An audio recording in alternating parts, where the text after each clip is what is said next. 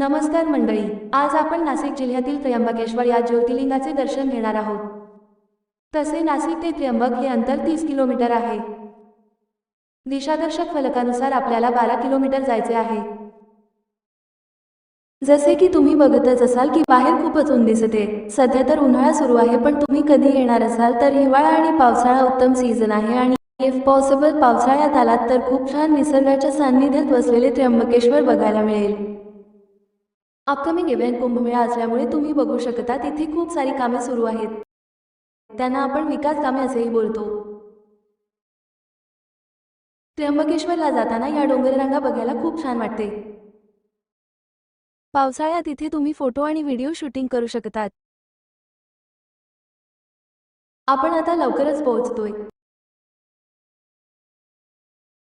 इथे मुख्य प्रवेशद्वार आहे आणि इथे जवळच आपण बघू शकतो की शेगावच्या गजानन महाराजांचे संस्थान देखील आहे। पार्किंगला बरीच जागा असल्यामुळे काही प्रॉब्लेम नाही। आपण बघू शकता की आपण कुशावर्त या ठिकाणी आलो आहोत आणि इथे बऱ्याच ठिकाणी महादेवाचे मंदिर आहेत। या ठिकाणी स्थान करून पुढे देवदर्शनासाठी जाण्याची प्रथा आहे। यानंतर आपण त्र्यंबकराजाच्या दर्शनाला जाऊ। जाताना बरीच प्रसादाची व देवपूजेच्या इतर साहित्यांची दुकाने लागतात। आपण इथे बघू शकतो, इथे तुम्ही शॉपिंग देखील करू शकतात।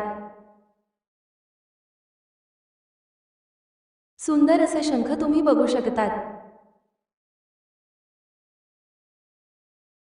इथे तुम्ही प्रसाद वगैरे घेऊ शकतात। तसेच खेळणी, पूजा साहित्य आणि बरीच धार्मिक पुस्तके देखील तुम्हाला मिळतील। देवपूजेसाठी तुम्ही हार, फुले, फळे घेऊ शकतात। इथे उत्तर महाद्वार म्हणजेच उत्तर दिशेला असलेले प्रवेशद्वार आहे। तसेच तुम्ही बघू शकतात की बरीच गर्दी इथे दिसत आहे। मुख्यतः गावकरी व वयोवृद्ध या उत्तर महाद्वाराने दर्शन घेतात। तुम्ही पास काढला असेल तर तुम्हाला देखील या उत्तर महाद्वारातून मंदिरामध्ये प्रवेश मिळेल।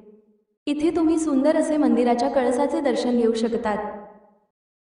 मंदिर परिसरात व्हिडिओ रेकॉर्डिंग अलाउड नाही। या टीव्ही स्क्रीनमध्ये तुम्ही शिव ज्योतिर्लिंगाचे दर्शन घेऊ शकता। चला तर मग तुम्ही ही नक्की भेट द्या आणि बोला हर हर महादेव।